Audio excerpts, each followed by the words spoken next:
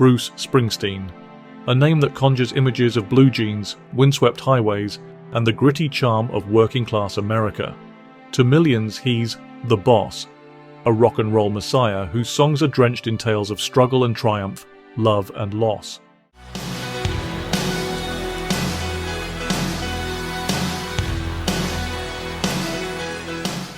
For over 5 decades, Springsteen has carved a place as the bard of the heartland, a man whose every rasp and riff seems to evoke the hopes and heartbreaks of an entire nation.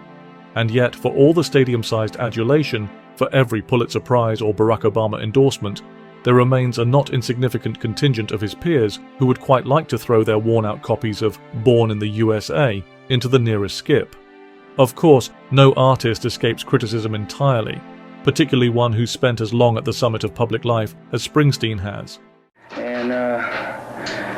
And when I get out there, I feel like when I was a kid, when I was at home, and I didn't know nothing about nothing until rock and roll got into my house, Yeah. And for me, it was the only thing that was ever true, and it was the only thing that never let me down, And when I would go out on stage, no matter where we are, who's out there, 10 people, 10,000 people, there's a lot to live up to.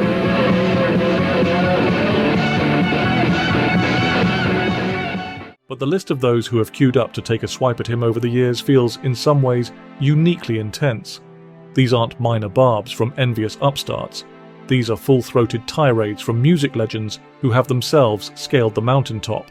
And while it's tempting to dismiss such gripes as petty, there's a certain relish in unpacking them, because when the gods fight among themselves, it's always worth listening. Take Keith Richards, a man who practically defines the phrase rock royalty. Known for his raspy wit and complete lack of social filter, Richards has never been one to shy away from telling it exactly how he sees it. You might think that as a fellow icon of the rock world, Richards would feel a kind of fraternity with Springsteen, a sense of mutual respect forged by decades of shared stages and mutual adoration. You'd be wrong. If there was anything better around, he'd still be working the bars of New Jersey, Richards once observed, with all the venom of someone being forced to endure another 12-minute rendition of Rosalita Come Out Tonight. Hold on tight, stay up all night, Rosie, I'm coming on strong. It's not even as though Richards fundamentally dislikes Springsteen as a person. Bruce? That's a tough one because I like the guy, he admitted in a Rolling Stone interview. But, oh, the music. That, apparently, is where the problem lies. I'm the toughest taskmaster of all time, Richards said, as though delivering a damning end-of-term report. To me, it's pretentious. And if there's one thing Richards seems to have zero tolerance for, it's artists who take themselves, or their message, too seriously. For all his leather-jacketed gravitas, Springsteen's high-octane performances and earnest lyrics about the American experience just don't seem to cut it for the famously sardonic Rolling Stones guitarist. It's not hard to imagine Richards rolling his eyes through one of Springsteen's marathon live shows, muttering darkly into his Jack Daniels about people who try too hard. Perhaps that's what sticks in his craw. The sheer scale of Springsteen's ambition. The unapologetic desire to not just write songs but change lives, to give voice to an entire social class. It's a big ask for any artist, and for someone like Richards, whose own work thrives on swagger and understatement, it must feel like a painfully earnest exercise.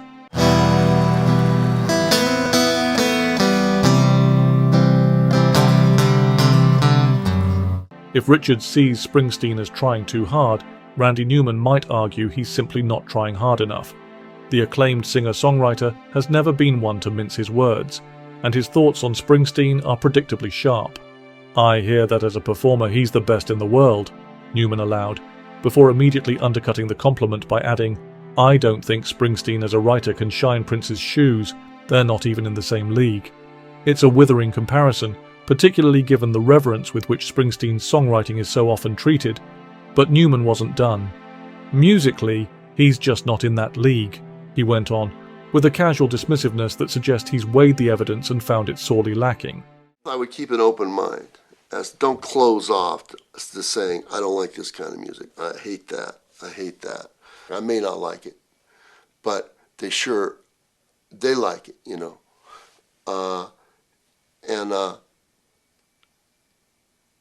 For songwriters, find the ones you like and listen to it, you know. If this sounds harsh, it's worth remembering that Newman has built his career on lyrical dexterity and wry social commentary, qualities he clearly feels Springsteen lacks. In Newman's view, great songwriters like Prince or Stevie Wonder push boundaries, explore new sonic terrain, and challenge their audiences in unexpected ways. Springsteen, with his dusty anthems of small-town struggles, doesn't seem to meet that mark. Newman even reserved a sliver of praise for one of Springsteen's more introspective albums, Nebraska, but quickly pivoted to the same conclusion. Bruce is fine, but he's no genius. It's not hatred exactly, but it is a profound indifference, which, coming from Newman, might be worse.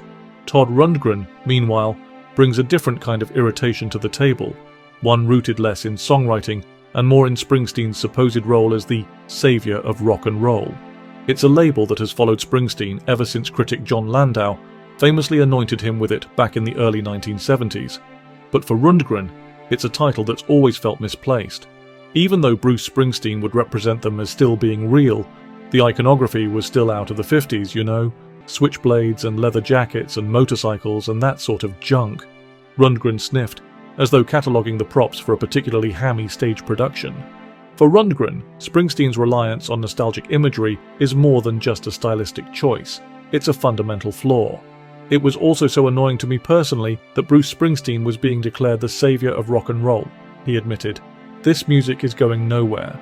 That's the core of Rundgren's critique, that while Springsteen may represent an image or an idea that resonates with people, his music itself lacks forward momentum. It's a pastiche of a bygone era, he seems to argue, rather than a true evolution of the genre. And for someone like Rundgren, who has always prided himself on pushing musical boundaries, that must feel like the ultimate insult. It's just meaningless, you know, it's all meaning, a lot of it is meaningless stuff, you know, and I just try to keep a hold on, I play Buddy Holly every night before I go on, that keeps me honest, you know. And then there's John Lydon, who, true to form, goes straight for the jugular. The former Sex Pistols frontman has never been shy about expressing his disdain for anything that smacks of convention or conformity, and Springsteen's all-American earnestness appears to rub him entirely the wrong way. "I don't like that Bruce Springsteen type of noise," Lydon declared in a talk show appearance back in 1988, with all the subtlety of a Molotov cocktail. "I just find it really boring." Don't like that Bruce Springsteen type of noise. I find it really boring. You know, they're just telling this banal story that you're not very interested in. For Lydon, the issue seems to be less about Springsteen's musicianship and more about his storytelling, those grand, sweeping narratives about blue-collar life that have come to define his work. "When they're just telling this banal story that you're not very interested in," Lydon continued, "it's hard to stay awake."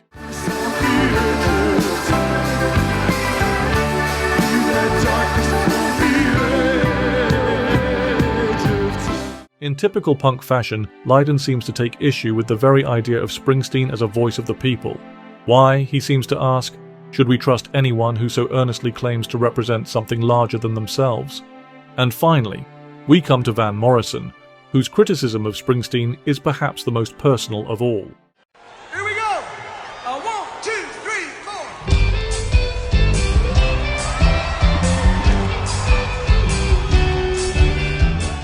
Morrison has long been known for his prickly demeanor and reluctance to engage with popular trends, so it's not surprising that he approached Springsteen's music with more than a little skepticism.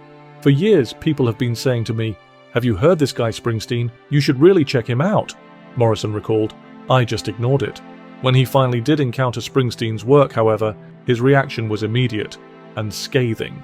"He's definitely ripped me off," Morrison declared, with the air of someone who's just discovered their neighbor has been helping themselves to their Wi-Fi. "Not only did Springsteen, he's even ripped my movements off as well. My 70s movements, you know what I mean?"